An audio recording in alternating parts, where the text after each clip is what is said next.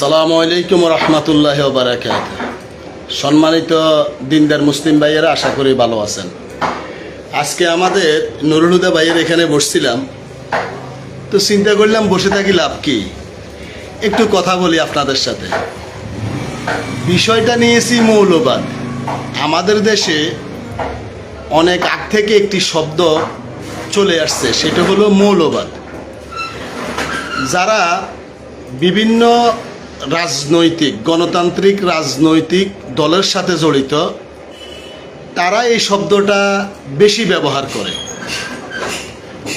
তারা নিজেদেরকে মৌলবাদ হিসেবে জাহের করে, পরিচিত করার চেষ্টা করে। এখন আমার প্রশ্ন হলো, এই মৌলবাদ শব্দটা এসেছে খ্রিস্টানদের থেকে, ইংলিশ থেকে বাংলা করা হয়েছে।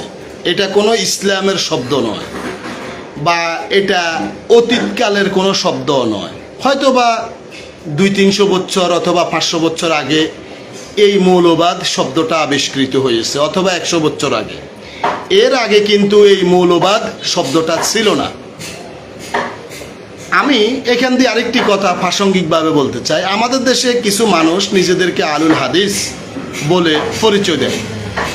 তো যারা নিজেদেরকে আলুল হাদিস বলে পরিচয় দেয়, তাদের উদ্দেশ্য হলো যে আমরা কোরআন এবং সহিহ হাদিসের অনুসারী। তাহলে আমাদের কোরআনও হাদিস, হাদিসও হাদিস, এই ইসলামের এই দুইটা শব্দ নিয়ে তারা নিজেদেরকে আলুল হাদিস হিসাবে পরিচয় দেয়। আর তারা নিজেদেরকে আলুল হাদিস বলার কারণে বাংলাদেশে যারা এই তথাকথিত গণতান্ত্রিক কুফরি রাজনৈতিক দলের সাথে জড়িত, তারা তাদেরকে বলে ইহুদির দালাল, খ্রিস্টানের দালাল, এই অমুকের দালাল, ফিতনা সৃষ্টিকারী, এভাবে গালি দেয়। এখন আমার প্রশ্ন হলো, আপনারা যে নিজেদেরকে মৌলবাদ বলে পরিচয় দেন, এই মৌলবাদ শব্দটা কোরআন সুন্নাহর কোথায় আছে? এবং এটা কি কোনো প্রাচীনকালের ইসলামিক কোনো শব্দ কিনা? এটা তো খ্রিস্টানদের থেকে, ইংলিশ থেকে ধার করে নিয়েছেন। কারণ এই মৌলবাদ শব্দটা পৃথিবীতে যত ধর্মীয় দল আছে, যেরকম খ্রিস্টান, হিন্দু, বৌদ্ধ, বা পৃথিবীতে যত ধর্ম আছে, আর ওই ধর্মের লোকগুলা, ধর্মীয় রাজনৈতিক যে দলগুলা করে, তারা এই মৌলবাদ শব্দটা ব্যবহার করে। এখন আপনি যদি মনে করেন যে মৌলবাদ শব্দটা আমরাও ব্যবহার করি কারণ আমরা একবার ইসলামের মূলটা মানে মূল, তাহলে যদি আপনি ইসলামের মূল মানেন, তাহলে সেটা হলো কোরআন আর হলো সহিহ হাদিস। এখন দেখুন, এখানে একটু লক্ষণীয় বিষয়, সেটা হলো বাংলাদেশে যারা মৌলবাদ বলে জাতির সামনে নিজেকে পরিচিত করতে চায়, পরিচয় দেয়, তারা কিন্তু কোরআন ও সহিহ হাদিসের অনুসরণ করে না। তারা কোরআন এবং সহিহ হাদিস থেকে অনেক দূরে। তারা পীর পূজা করে, তারা মাজার পূজা করে, তারা দল পূজা করে, তারা কুফরি গণতন্ত্রকে টোটালিভাবে তারা কুফরি গণতন্ত্রকে মেনে নেয়।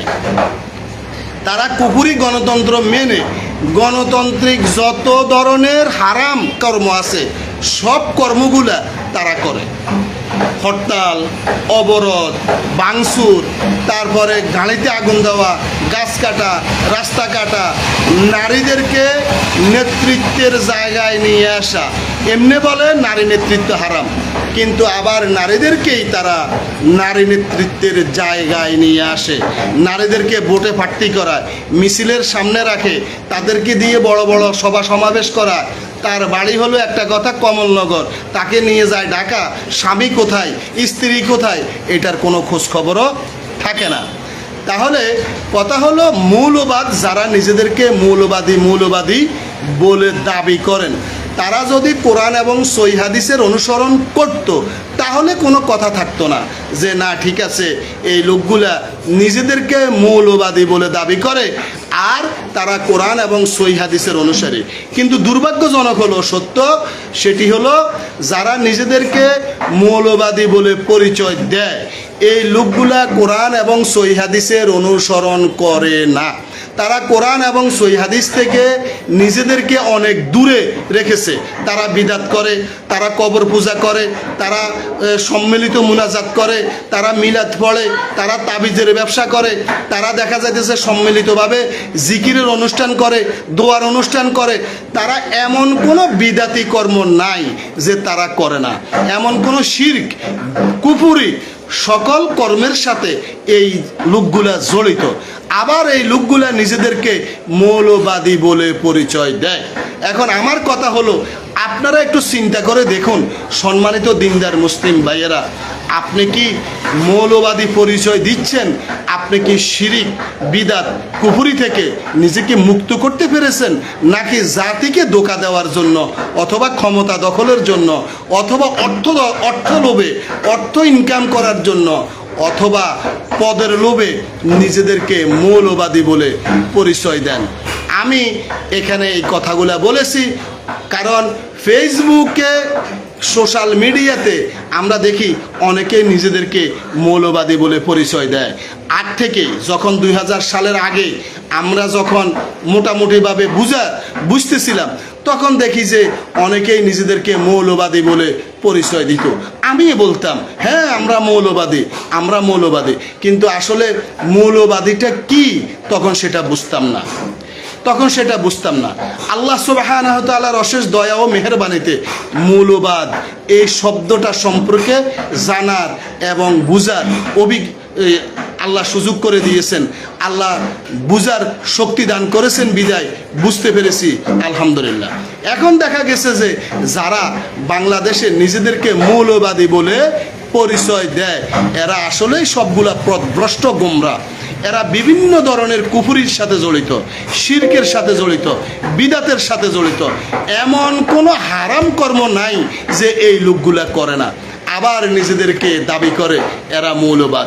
আর আমি আগের কথাটা এখনো বলি, আবার যারা কোরআন এবং সহিহ হাদিসের অনুসরণ করে, যারা কোরআন সুন্নাহর কথা বলে, যারা মাযহাবের অন্ধ অনুসরণ করে না, কোনো দলের অন্ধ অনুসরণ করে না, কোনো ব্যক্তির অন্ধ অনুসরণ করে না, মাজার পূজা করে না, তাবিজ ব্যবসার সাথে জড়িত নয়, বিদাতের সাথে জড়িত নয়, শিরকের সাথে জড়িত নয়, কুফরির সাথে জড়িত নয়, এগুলা থেকে বেঁচে থাকার চেষ্টা করে, এই মৌলবাদীর গোষ্ঠী, এই পথভ্রষ্ট গোমরাগুলা, এদেরকে বলে এরা নাকি ইহুদির দালাল, এদেরকে বলে খ্রিস্টানের দালাল, এদেরকে বলে সৌদির দালাল, এদেরকে বলে ফেতনাবাজ। কয় এরা ফেতনার সৃষ্টি করে।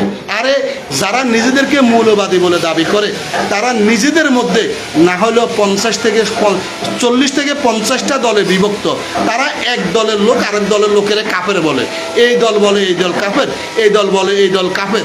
আর এই লোকগুলা, এই পথভ্রষ্ট লোকগুলা ওই কোরআন সুন্নাহর অনুসারীদেরকে বলে এরা নাকি এই ফিতনাবাজ, এরা নাকি পথভ্রষ্ট, এরা নাকি গোমরা।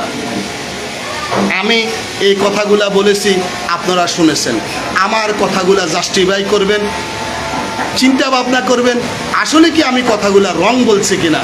কোরআন এবং সহিহ হাদিসের সাথে মিলিয়ে দেখবেন আমার কথাগুলা সঠিক নাকি বেঠিক। না আন্দাজের উপরে কেউ আন্দাজে আমার কথা না বুঝে, আমার কথার বিশ্লেষণ চিন্তা ভাবনা না করে আন্দাজের উপরে কেউ কমেন্ট করে গালি দিবেন না। আর গালি দিলে আমার কি হবে? আপনারা গুনাহগার হবেন, আপনাদের ঈমান যাবে, আমার কিছুই হবে না ইনশাআল্লাহ। আল্লাহ আমাদের সকলকে কোরআন এবং সহিহ হাদিসের অনুসরণ করার তৌফিক দান করুন। আল্লাহ আমাদেরকে সঠিক বুঝ দান করুন। আমিন। আসসালামু আলাইকুম ওয়া রাহমাতুল্লাহি ওয়া বারাকাতুহু।